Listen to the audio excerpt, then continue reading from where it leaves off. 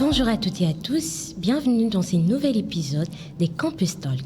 Je suis votre présentatrice France Bicando et aujourd'hui j'ai l'immense plaisir de recevoir un invité dont le parcours et la vision ne laissent personne indifférent. Bonjour M. Ismaël. Bonjour. Comment allez-vous? Je vais bien, merci et vous? Oui, ça va. Alors, le but de cette présentation est de retracer votre chemin, votre parcours exemplaire. Et tout commence aux États-Unis, là où vous avez fréquenté des institutions prestigieuses comme The Wharton School. Tout à fait, oui. C'est comme ça que j'en prononce. Oui, la prononciation, ça va? Oui. OK. Et The London Institute. Vous y avez obtenu un double master. Tout à fait, effectivement. Parlez-nous-en un peu plus. Oui, tout d'abord, je vais peut-être commencer avec mon parcours qui a commencé ici. Donc, je suis né ici à Kinshasa. J'ai grandi et vécu ici. J'ai étudié à l'école américaine. Ensuite, j'ai quitté à 18 ans pour notamment faire mes études. D'abord à Temple University. J'ai fait ma licence en finance. Ensuite, je suis allé travailler dans une boîte de conseil qui s'appelle Deloitte. J'ai travaillé pendant 5 ans où j'ai conseillé plusieurs banques sur tous les sujets de stratégie, technologie, etc. Ensuite, effectivement, je suis retourné étudier. Notamment, je suis allé à The Wharton School où j'ai fait un MBA et en même temps, j'ai fait un Master's en International Studies au Lauder Institute.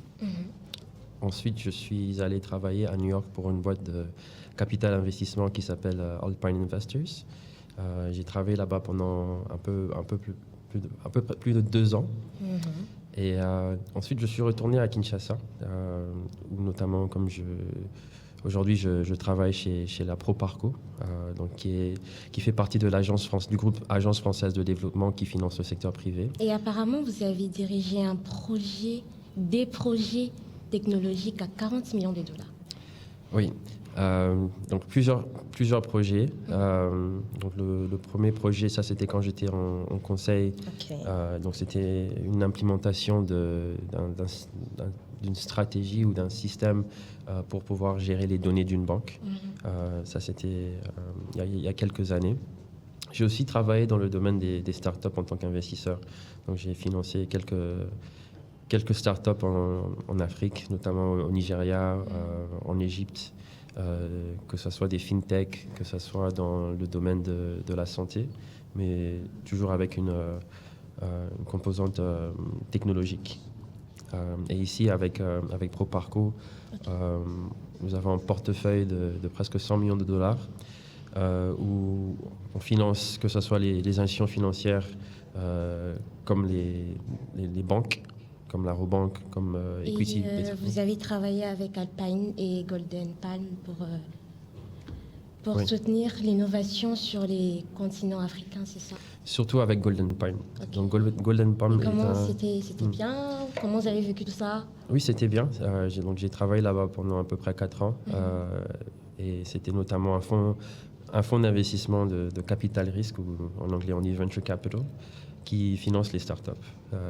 Donc on a financé quelques startups aujourd'hui qui sont des licornes, des unicorns, donc qui ont une valuation de plus de 1 milliard de dollars dans la fintech et dans la santé. Et qu'est-ce que vous pouvez nous dire que nous ignorons sur vous?